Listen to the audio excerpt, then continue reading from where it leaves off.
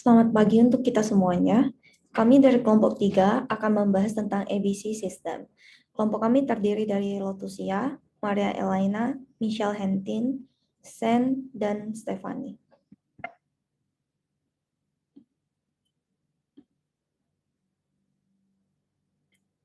Apa sih ABC System dan apa fokus utamanya?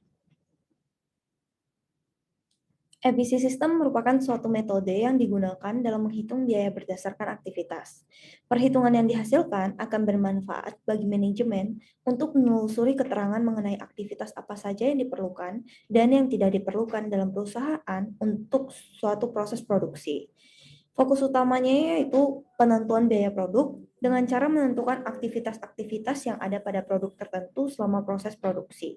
Yang kedua, berfokus kepada aktivitas karena pada dasarnya pengelolaan manajemen merupakan perencanaan dan pengendalian aktivitas untuk mencapai tujuan tertentu. ABC sistem ini ditujukan dan cocok untuk ditetapkan di perusahaan yang memproduksi lebih dari satu jenis produk dan memiliki komponen biaya tidak langsung yang signifikan. Perbedaan ABC system dan traditional system. Pada ABC system atau activity based costing, sistemnya itu merupakan perhitungan biaya dalam 2 tahap. Sehingga yang tradisional bisa merupakan sistem 1 tahap ataupun 2 tahap. Yang kedua, perbedaannya jumlah tempat penampungan biaya overhead pabrik dan dasar alokasi cenderung lebih banyak di ABC system dibandingkan traditional system. ABC sistem juga mengharuskan perhitungan itu tempat penampungan suatu aktivitas maupun identifikasi suatu pemicu aktivitas untuk setiap aktivitas yang signifikan dan mahal. Next. Selanjutnya, saya akan menjelaskan mengenai apa definisi aktivitas dalam activity-based costing, jenis-jenis aktivitas apa saja yang terdapat dalam activity-based costing. Activity dalam activity-based costing system adalah kegiatan-kegiatan yang biasanya lebih berfokus pada penghitungan overhead dilakukan oleh perusahaan, termasuk kegiatan period cost, dari awal hingga akhir, yang dapat ditelusuri secara langsung atau direct tracing, dan diketahui penyebab penggerak dari aktivitas itu atau driver tracing. Jenis-jenis activity dalam activity-based costing terbagi menjadi 4. Yang pertama, aktivitas unit level, yang terjadi setiap jasa dilakukan atau produk diproduksi. Contohnya, indirect material yang kita perlukan untuk mendekorasi satu box kue, seperti cat, stiker, solatip, dan lain-lain. Aktivitas kedua, yaitu batch level. Terjadi setiap batch atau sekelompok unit atau series atau serangkaian jasa dilakukan. Contohnya, biaya mesin setup untuk menyiapkan mesin pengaduk adonan kue. Aktivitas ketiga, product line, adalah aktivitas yang mendukung satu produk lain, tetapi tidak spesifik untuk satu unit produk. Contohnya, biaya storage dan inventory handling untuk mengatur penyimpanan barang-barang. Aktivitas terakhir, facility support atau facility sustaining, adalah aktivitas yang diperlukan untuk mengoperasikan sebuah pabrik, tetapi tidak berhubungan dengan unit batch dan product lines. Contohnya, biaya keamanan pabrik dan plant manager atau manajer operasi pabrik. Selanjutnya, teman saya Maria akan menjelaskan dan menjawab pertanyaan selanjutnya. Selanjutnya, saya Maria Elaina Angela akan menjelaskan tentang cost pool. Definisi cost pool adalah pengelompokan biaya individual, biasanya menurut departemen atau pusat layanan. Alokasi biaya dibuat dari kumpulan biaya. Misalnya, biaya departemen pemeliharaan diakumulasikan dalam kumpulan biaya dan kemudian dialokasikan ke departemen tersebut menggunakan layanannya.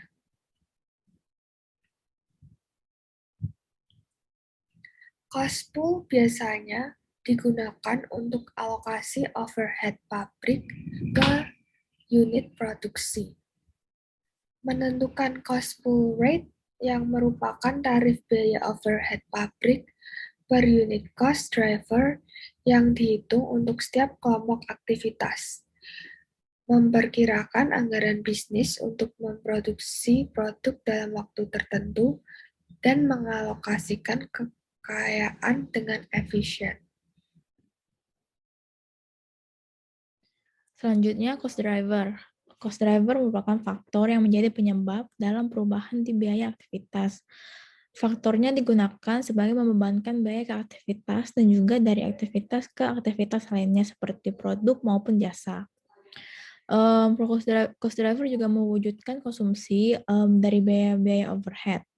Seperti contohnya, jika sebuah perusahaan yang memiliki beberapa jenis produk, maka biaya overhead yang timbul akan bersamaan oleh seluruh produk dan juga jumlah overhead yang timbul dari masing-masing jenis produk perlu diidentifikasi melewati cost driver.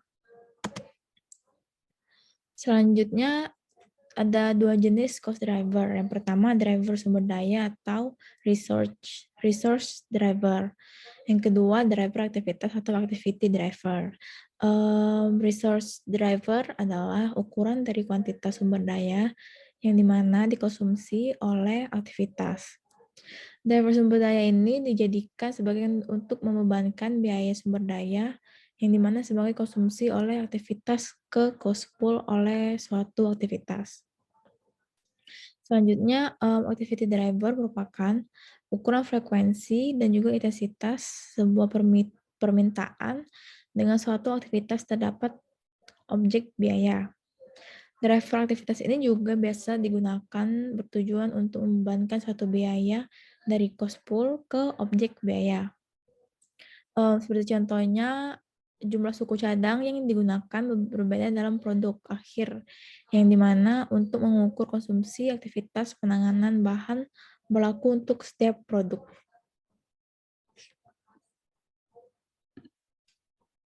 Selanjutnya saya, Lotusia, akan menjelaskan mengenai cara menghitung product cost menggunakan ABC system. Di slide ini saya sudah menyiapkan soal mengenai dua jenis kalkulator, yaitu scientific atau math dan juga finance.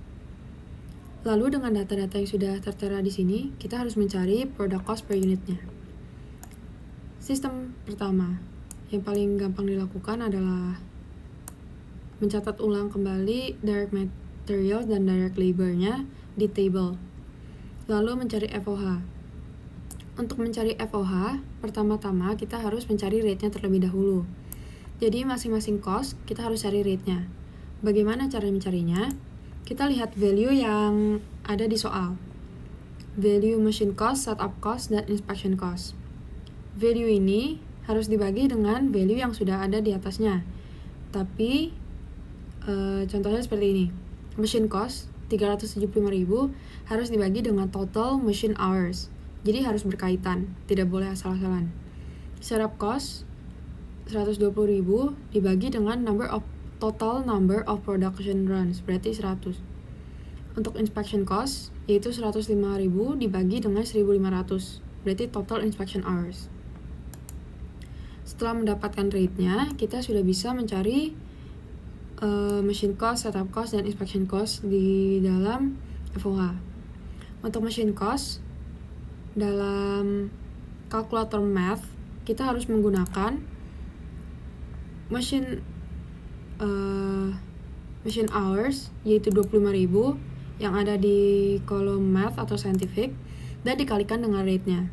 Kemudian untuk setup cost, sama, jika ingin mencari math, kita harus menggunakan value yang ada di kolom scientific atau math pada soal dan dikalikan dengan rate-nya masing-masing.